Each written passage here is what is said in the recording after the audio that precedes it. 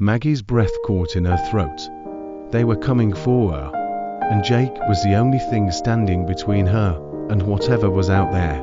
"Stay quiet," he whispered, his breath warm against her ear. "I'll distract them." "No, you can't," she started. But he was already inching toward the back, determined to draw the attention away from her. Suddenly, the front door burst open. A tall man stepped in, his eyes scanning the diner with a predatory gleam. "Maggie," he called, his voice like gravel. "We know you're here. This is your last chance to come out." Maggie held her breath, feeling her heart pounding in her ears. The fog outside thickened, wrapping around the building like a shroud. She glanced at Jake, who nodded subtly, readying himself for a confrontation. "Maggie," the man shouted again, "you think you can hide? You're only making this worse for yourself." With a sudden burst of courage, she moved, deciding to make a run for the back door. But just as she slipped out from behind the counter, Jake lunged toward the man, tackling him to the ground. They rolled, grappling for control. "Maggie, go," Jake shouted. She hesitated for a heartbeat, torn between fear for her own safety and concern for Jake.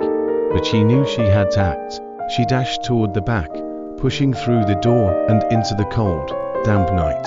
Outside, the fog enveloped her, the world reduced to shadows and whispers. She ran, the sound of her footsteps muffled by the thick mist. Behind her, she could hear shouting, but she didn't dare look back. She ran until her legs burned, pushing through the fog toward the edge of the pier. Her mind raced, wondering where Jake was, and if he was okay. But then she stumbled, her foot catching on something hidden beneath the fog. Falling to her knees, she gasped as she looked down. It was a small box, half buried in the sand.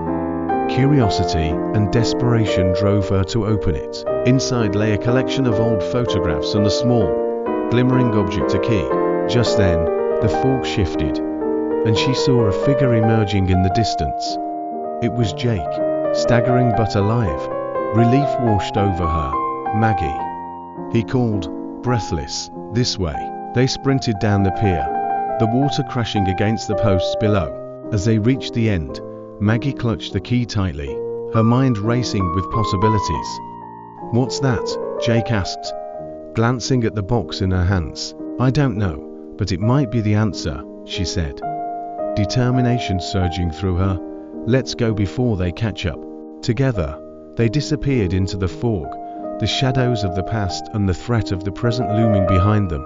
With the key in hand, they had a chance perhaps not just to escape, but to uncover the truth and reclaim their lives.